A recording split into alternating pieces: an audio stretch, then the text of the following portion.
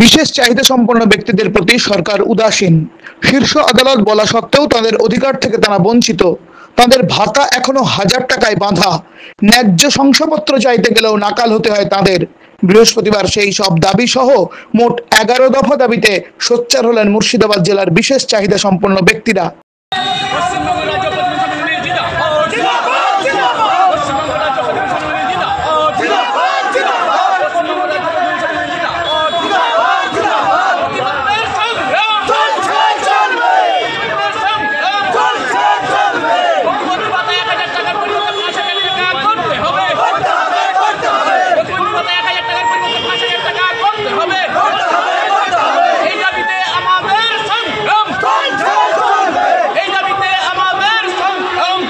একটি বিরাট মিছিল এদিন শহর ঘুরে জেলা শাসকের কাছে ডেপুটেশন জমা দিতে গেলে পুলিশ তাদের পথ আটকায় টেক্সটাইল কলেজ মোড়ে।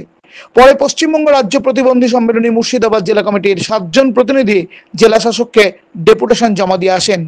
এদিনের বিক্ষোভ সমাবেশে উপস্থিত ছিলেন রাজ্যের প্রাক্তন মন্ত্রী তথা পশ্চিমবঙ্গ রাজ্য প্রতিবন্ধী সম্মেলনীর সাধারণ সম্পাদক কান্তি গাঙ্গুলি। এদিন তিনি কার্যত সরকারকে হুঁশিয়ারি দিয়ে বলেন, মুর্শিদাবাদের বিভিন্ন গ্রাম ব্লক থেকে হাজার হাজার প্রতিনিধি ভাই বোনেরা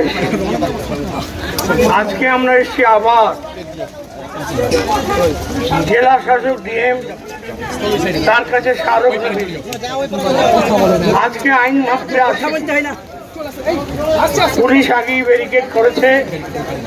আমরা শান্তিপূর্ণভাবে আমাদের দাবির কথা জানাতে কতবার এই শান্তিপূর্ণ দাবি জানাবো, এর তো একটা শেষ আছে। আমরা রাজ্য কমিটির সিদ্ধান্ত নিয়েছি ডিসেম্বর মাসে 3 তারিখে কলকাতার সমাবেশ অবস্থান, প্রয়োজনে নবান্ন। তারপরেই আমরা সিদ্ধান্ত নিয়েছি রাজ্য সরকার যদি কেন্দ্রীয় সরকারের আইন RPD 16 প্রতিবন্ধীদের সমান সুযোগ সমান অধিকার সবকিছু ডিটেলস আপনাদের বলা হয়েছে।